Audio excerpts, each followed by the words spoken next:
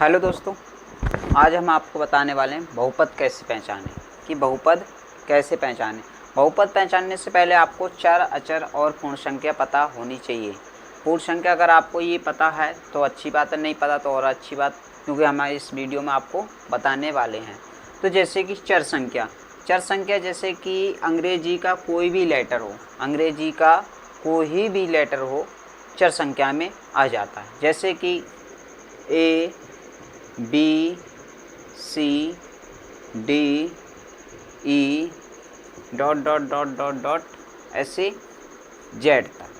ठीक है, ये कौन सी संख्या में आ जाता है? चर संख्या में आ जाता है।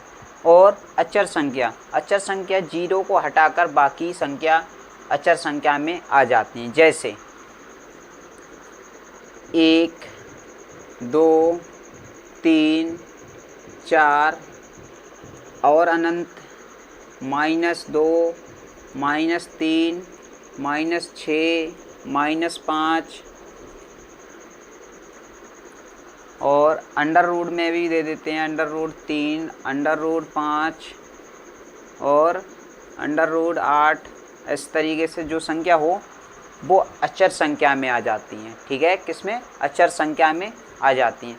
अब बात करें पूर्ण संख्या की, तो पूर्ण संख्या में जीरो से संख्या जो भी जीरो से 1, 2, 3, 4, 5 dot dot dot dot dot अनंत तक जो संख्या किस में आ जाती हैं? पूर्ण संख्या में आ जाती हैं, पूर्ण संख्या में आ जाती हैं। अब बात कर रहे हैं, हमारे लिए चर संख्या पता पड़ गया, अचर संख्या पता पड़ गया और पूर्ण संख्या भी पता पड़ गया। अब जो चिन्ह होता है, जैसे कि मैथ में ज़्यादातर चिन्ह 4 चिन्ह होते हैं। जैसे कि चिन्ह कौन से 4 चिन्हों से मिलकर मैथ बनी है? ज़्यादा प्लस, माइनस और गुणा, भाग। ये आपको चिन्ह तो पता ही होगा। अब इसमें से हम व्यंजक बनाएंगे। क्या बनाएंगे? व्यंजक बनाएंगे। व्यंजक या फलन।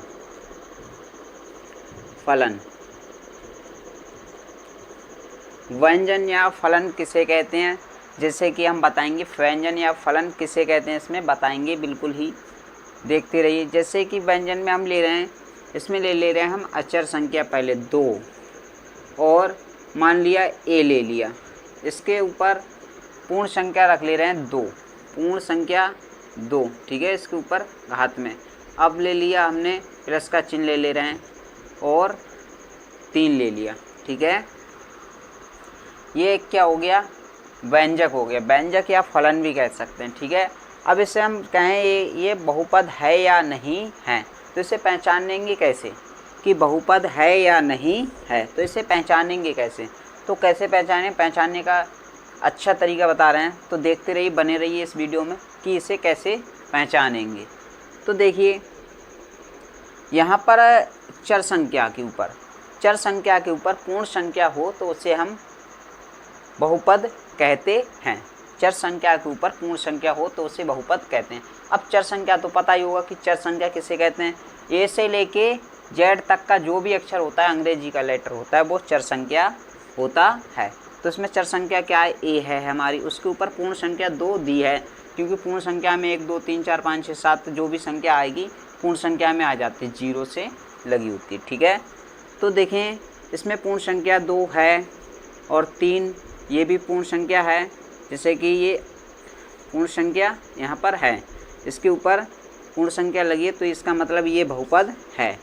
ठीक है, अब बात करें दूसरी संख्या ले रहे हैं।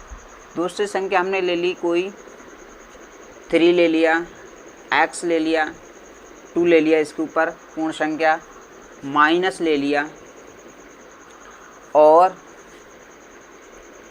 1/y -2 ये ले लिया। ठीक है, माइनस नहीं, चलो प्लस ही ले रहे हैं। ठीक है, +2। इसे हम कैसे सॉल्व करेंगे? ये एक क्या है? व्यंजक है, व्यंजक या फलन है। तो इसे हम किसे सॉल्व करेंगे कि जैसे कि इसे हम कैसे पहचानेंगे कि ये एक बहुपद है या फिर नहीं है?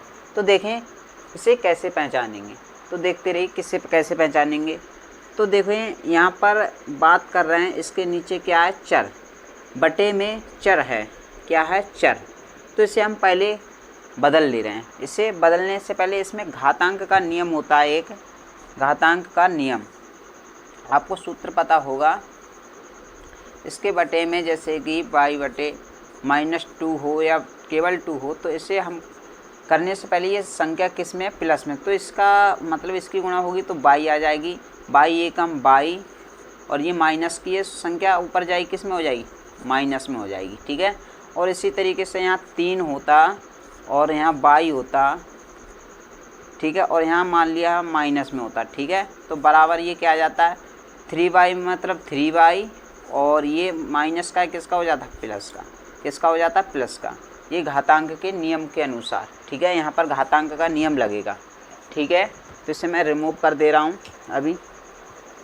तो देखें इसे, तो यहाँ पर मान लिया इसे हम सॉल्व करेंगे तो क्या आ जाएगा, इसे यहाँ पर तो चर संख्या के ऊपर पूर्ण संख्या है तो ये 2 लिख लिया हमने, ठीक है। और यहाँ पर क्या, इसे हम सॉल्व करेंगे तो क्या आ जाएगा, माइनस का चिन्ह है तो माइनस का लगा लो, लेकिन इसे हमें सॉल्व करेंगे तो क्या आ जाएगा, y -2 y -2, लेकिन -2 एक पूर्ण संख्या है, -2 एक पूर्ण संख्या है, लेकिन 2 तो है पूर्ण संख्या, लेकिन -2 एक पूर्ण संख्या नहीं है। पूर्ण संख्या जो होती है जो प्लस में आती है, हमेशा क्या आती है, प्लस में आती है, लेकिन -2 पूर्ण संख्या है। तो लेकिन ये क्या संख्या, ये बहुपद नहीं है, ये बहुपद है और ये बहुपद नहीं है। चलो तो देखते हैं दूसरे और ले रहे हैं संख्या, हम इसे रिमूव कर दे रहे हैं ऊपर, हम इधर ले रहे हैं, दूसरी संख्या ले रहे हैं, इसे रिमूव कर दे रहे हैं। चलो दूसरी संख्या ले रहे हैं, देखें, मान लिया 3x स्क्वायर प्लस √3x, इसे ले लिया। तो इससे कैसे पहचानेंगे ये व्यंजक मतलब कि बहुपद है या फिर नहीं।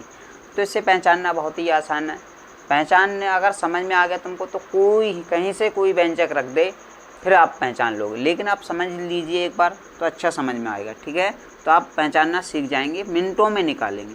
तो देखो यहाँ पर पूर्ण संख्या ये है, ठीक है। हम लेते हैं चर संख्या, देखते हैं, ठीक है। चर संख्या के ऊपर पूर्ण संख्या दी है तो यहाँ पर पूर्ण संख्या है, और बात करें तो प्लस है तो प्लस लगा दिए, कोई दिक्कत नहीं। ये रूट है, अंडर रूट का मतलब क्या होता है, 1/2 होता है। रूट का मतलब क्या होता है, 1/2 होता है। तो इसे छोड़ो, ये एक अचर संख्या है तो यहाँ पर देखें ये इसके ऊपर रूट नहीं है